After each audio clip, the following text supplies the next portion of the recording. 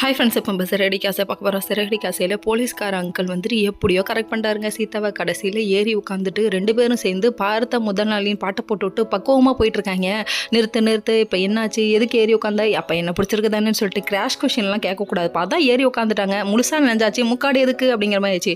கடைசியில் நம்ம சீதா என்ன சொல்கிறாங்களே, கீழே விழுந்தும் மீசையில் மண் ஓட்டலங்கிற ஒரே கதையாக, நான் சும்மா கால் வலிக்குது பஸ் வரலங்கிறதுக்காக ஏறி உட்காந்தேன். அதான் தெரியுது இல்லைங்க, பிடிச்சிருச்சுங்க லைஃபை, என்ன பத்திரமா பார்த்துக்கிங்களான்னு சொல்லிட்டு கேட்க லைஃப் லாங் தொடருமான ஒரு 4-5 டைலாக் எல்லாம் போடுறாப்புல.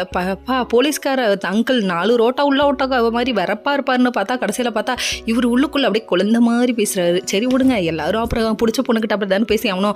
இவர் என்ன பண்ணிட்டாருன்னா சரின்னு சொல்லிட்டு பேசிட்டு இருக்காங்க. பேசிட்டு இவங்க ஒரு பக்கம் ஃப்ளோவில் போயிட்டாங்க. இன்னொரு பக்கம் பார்த்தா நம்ம மனோஜுங்க அப்செட்டா வெளியே போறாரு, அப்செட்டா உள்ள வராரு. என்னையா நடக்குதுங்க, அரை லூசா சுத்துறான்டா அப்படிங்கிற மாதிரி இருக்கு. இவனை பார்த்து பரதாப்பட்ட நம்ம முத்துவும் மீனாவும் பேசிட்டு இருக்கு. அந்த டைம் பார்த்து இன்னொரு இடத்துல வேற ஒரு பொண்ணு இருந்ததுன்னா கண்டிப்பாக உங்க அண்ணா கூட வாழாது, உங்க அண்ணனை திருத்தி நல்லபடியாக கொண்டு வந்த காரணமே ரோகிணி தான் சொல்லிட்டு ரோகிணியை பற்றி கொஞ்சம் பெருமையாக பேசுகிறாங்க. பேசினதுக்கப்புறமா திருந்துவான்னு பார்த்தா எங்கம்மா சொல்கிறது தான் முடிவு, எங்கம்மா சொல்கிறது தான் முடிவு. ஐயோ சாமி, அம்மாங்கிற தாரக மந்தகத்தை கொஞ்சம் இறக்கி கீழே வைப்பா அப்படிங்கிற மாதிரி ஆயிடுச்சு. இப்படி தான் தாரக மந்திரம் போட்டு மயக்கி வைக்கிறாங்க போல. சரி விடுங்க, நம்மளும் ஒரு நாள் மாமியார் ஆனால் நமக்கும் தெரியும் அப்படிங்கிற மாதிரி ஆயிடுச்சு. அதுக்கப்புறம் பார்த்தா இவங்க என்ன சொல்கிறாங்கன்னா, ரோகிணி ஒரு பக்கம் வந்துட்டு ஸ்ருதிக்கு கால் பண்ணுறாங்க. ஸ்ருதி ஒரு பக்கம் வந்துட்டு கிளம்பி வந்துக்கிட்டே இருக்காங்கன்னா பார்த்துக்கோங்க. கேட்டால் வீட்டுக்கு வந்துட்டு இருக்கம்மா, என்ன விஷயம்னு சொல்லி கேட்க, பாட்டி வராங்க உங்களுக்கு தெரியாதா, வீட்டில் நல்ல திருப்பு நடக்கும் கவலைப்படாதீங்கன்றாங்க.